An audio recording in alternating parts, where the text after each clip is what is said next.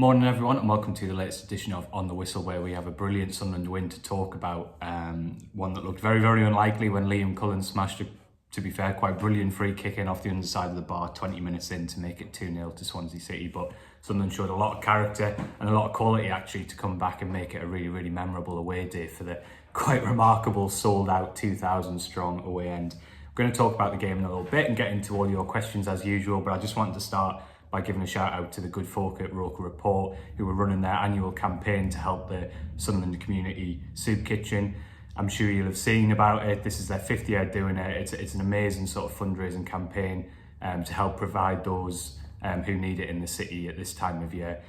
Please go and have a look. They've already raised nearly £16,000, which is an incredible effort. Well done to everyone involved. Speaking to those involved with the campaign, the one thing they've stressed that even the smallest of donations can make an absolutely massive difference and help the Community Soup Kitchen provide for people who need it in our city. So please, if you've got anything you can do to help support the campaign, go and have a look and get involved. Going ahead to look at the game yesterday, it was quite hard to work out why Sunderland had started so poorly. Actually, I asked Regis Labrise about this after the game, and he admitted he kind of didn't really have the answer. He didn't know if it was sort of the repetition of games, whether it was a bit of fatigue, whatever it was. But it was a strange one because I thought Sunderland produced probably their worst half of the season in the first half, and then probably their best half of the season in the second half. What was interesting about the first half was that Swansea were clearly dominant, and Sunderland played so poorly really that I think they could have been out of the game. Having said that, Anthony Patterson didn't have loads and loads to do. The first goal is a bit of a aberration really. It's just a complete lapse in communication. You know, a corner comes out, gets put back into the box, and just seems to be a breakdown in communication between the goalkeeper and the back four. It's basically just left for Vipotnik to volley home from a few yards. And then, as I mentioned, a sloppy giveaway. Job kind of backed himself into a corner, has to make a foul on the edge of the area, and you know, fair play. It's a fantastic free kick from Cullen. Dan Ballard obviously gives Sunderland a lifeline when a good free kick from Trey Humes, something that's definitely been missing over the last few games, is some really good set piece delivery, good desire from Ballard to get on the end of it. But I don't think, you know, Sunderland, I think, were very fortunate to go into the break only 1 goal down, albeit, as I said, they didn't concede many chances. They just couldn't seem to get their pressing going. Really, really sloppy in possession, and Swansea dominated territory. It was interesting. I sat not too far from the sort of dugouts, and that was as animated as I've seen Labrise in the first half, specifically trying to get his back four higher. He wanted them to get up the pitch and apply some pressure on Swansea, but they were just finding it incredibly difficult to do that. Obviously, part of that is credit to Swansea. We know how good they are in possession, how good they are at retaining the ball, but Sunderland just weren't at it. The second half was the opposite of that really. I thought the energy, we've talked a lot about fearing that there might be some fatigue, some tired legs in this squad. I thought that the energy that Sunderland showed, particularly in midfield, was absolutely brilliant. I thought they dominated that crucial part of the pitch, and that meant that Swansea just couldn't get out really. And of course what happens is when you control the midfield and you're able to get up the pitch, all of a sudden players like Robertson, Miende, we know their game isn't based on playing in their own half. You want to get them high on the pitch, and lo and behold, as soon as Sunderland start to wrestle a bit of control in midfield and get that back four high up towards the halfway line, all of a sudden you see Robertson and Miende really start to trouble their full-backs and cause some problems. So I think first and foremost, you've got to praise the character of the team. I think at 2-0 down, we were all fearing it was going to be a bit of a shocker of a day. But I thought there was a lot of determination in Sunderland's ranks and some real quality as well. Obviously that's a stunning strike from Dan Neil. You know, I think it's worth mentioning, I spoke to Dan Neil after the game, and bless him, he sounded absolutely terrible. I'm sure he won't mind me saying that. He's one of a few players who's been ill this week. There's a bit of a bug in the camp. I think Neil had struggled to get out of bed, to be honest, on Saturday morning. He was in a pretty bad way, but he was able to get through the game, and I thought he delivered a brilliant performance. I spoke with him after the game about his season so far, and you know, we've discussed him a lot on these videos. I feel he's had some unfair criticism at times. Obviously there've been some high profile errors, but I also kind of feel like it's times where he's played quite well and got a bit of stick. He was talking to me about sort of understanding that he didn't start the season as well as he'd liked. I think the reality of captaining the side, I think there's maybe the on-pitch leadership is taken away from his own game a little bit. I was speaking to Lebris about it, and you know, Lebris will always tell you how consistent Dan is and how much he rates Dan Neil and what an important player he is, mainly because he's the kind of the key player on the pitch in terms of getting those tactical messages across, maybe something that he doesn't always get the credit for. And Lebris did say that Neil's desire, his tendency to try and fix problems all over the pitch to help out other players who are struggling, has maybe at times this season taken a little bit away from his game. And I think what we saw yesterday, and Dan Neil certainly feels, is you see him starting to get to grips with that challenge and start to not let it affect his own game so much. And I think you're starting to see that he's beginning to make this position his own, actually. You know, he plays this defensive midfield role, but we all know he's not a defensive midfielder by trade. And I think we're starting to see that he's finding ways to get a slightly more dynamic side of his game going, while also showing his defensive responsibilities to the team. So I thought it was a fantastic moment, a great hit. I thought he was kind of the key player, really. And I mentioned before about Sunderland wrestling back control and how that allowed them to dominate the game. I think Neil was the key player in that. Rigging Bellingham in particular, absolutely excellent, of course. But a real captain's display from Dan Neil. And as I say, given that he was on his sickbed on Saturday morning, deserves a lot of credit for it. So let's go into some of your questions and see what you made of the game. A lot of you asked kind of a similar question, really. Chris says, why did things change so markedly? Michael says, massive comeback win for the lads that shows the never say die attitude of this team. Was there a key tactical change that they made at half-time, or was it purely down to application? Peter says, what the bleep just happened? That must have been one hell of a half-time team talk. And Rob says, what did Reggie say at half-time? Well, I asked Lebris about this after the game, and as you can, I think we all kind of know what Lebris is like. There was certainly no Alex Ferguson hairdryer style treatment. I think he was pretty calm. His big belief was basically that he, you know, probably wasn't how I felt at half time. I thought Sunderland were very poor and maybe needed some changes. He felt that actually a lot of what they were doing wasn't far off. I think he felt that much of the press he was quite happy with, and I think he still felt the game was there for the taking. He felt that there was one key thing basically that Sunderland was struggling with, which was that Swansea, for whatever reason, would find it really easy to escape the press by playing a long ball into Sunderland's left-hand channel, where I think Meander and Serkin were struggling a little bit and being left a bit isolated. You know, Lebris's big thing is that football is about fine margin and it's often settled by very fine details. He genuinely felt that this one small detail, if you like, needed to be fixed, and that's what he focused on at half-time. He focused on what needed to be done to sort of change that. And I think he saw that his point was that as soon as Sunderland realised at the start of the second half that they kind of fixed this issue, they got this grips, he said you could see the change in mentality of the players because they started to realise that the game was there for the taking. They felt that Swansea was struggling, they felt that they couldn't escape Sunderland's pressure, and that really sort of gave them that extra bit of energy, if you like, to go and sort of really grasp the nettle in the game. So I think it was, it was about the small details, was very much Lebris's kind of point of view. Certainly wasn't about getting the hairdryer out or making any sweeping changes. And I think fair play to him because, you know, the second half was a completely different game. I think certainly from the Swansea end, you know, Luke Williams was head coach, was absolutely furious after the game. I think he felt his players just stopped playing. And obviously that helped Sunderland get back into the game. But it sounds like the sort of the half-time team talk really was more about fixing a couple of small details. And I think, to be fair, I think what we've seen from the players this season is they're a pretty together group. They work very, very hard. I don't think they needed to be told that the first half, you know, they weren't at it. I think they'll have known that as well. So there probably wasn't a need to sort of stress that. So yeah, hopefully that gives you a little bit of insight into, and I think it's really interesting as well, you know, in terms of how we see the game and maybe how a head coach sees the game. He genuinely felt it was a small thing to be fixed. Zeus Steelix says, is this one of the best, if not the best comeback in recent Sunderland history? Personally can't think of a better one.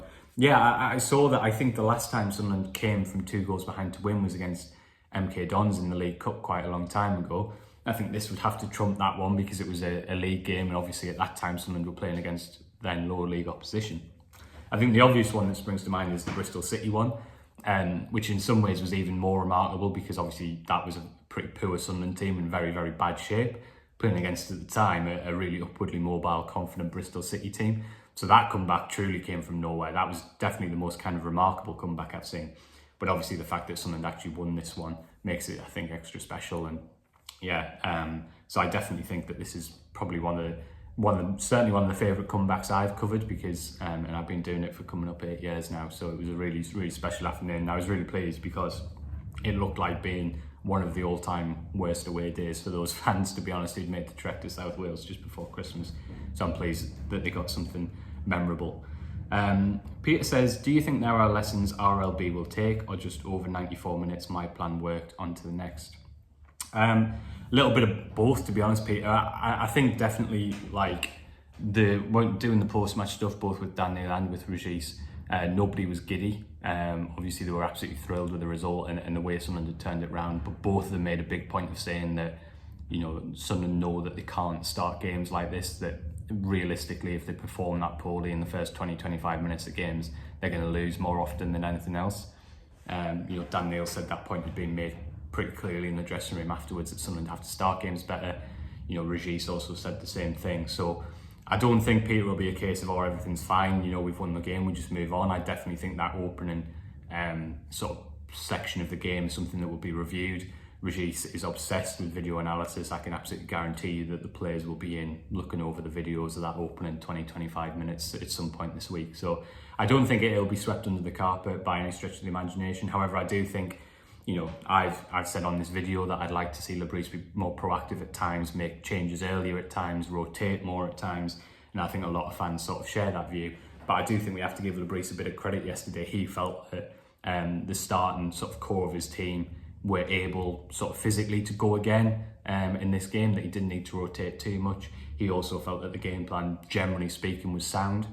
And that's why he didn't kind of make loads of changes at half time. He was just focused on, like I say, that little tweak. And I think, to be fair, you have to give Lebris credit. He held his nerve yesterday and it actually did totally pay off. So I think when we sort of criticise sometimes at times when we like to see him be a bit more proactive, I think it's only fair as well that we say when his approach absolutely works, and it did.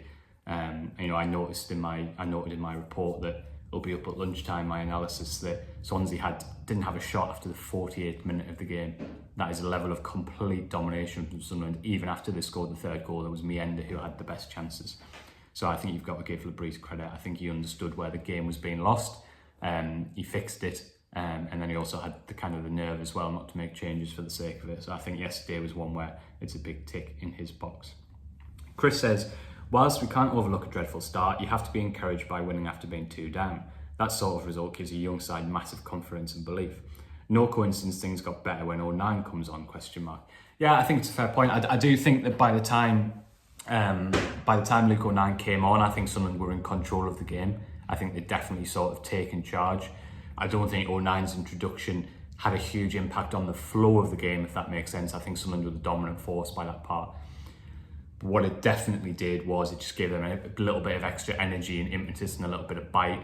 He won some really important headers. He won some important challenges. I do think it was a good sub because obviously, you know, I'm sitting there thinking if you're going to bring Dennis Serkin on, then surely you're going to bring a more natural left-footed player in Elise on.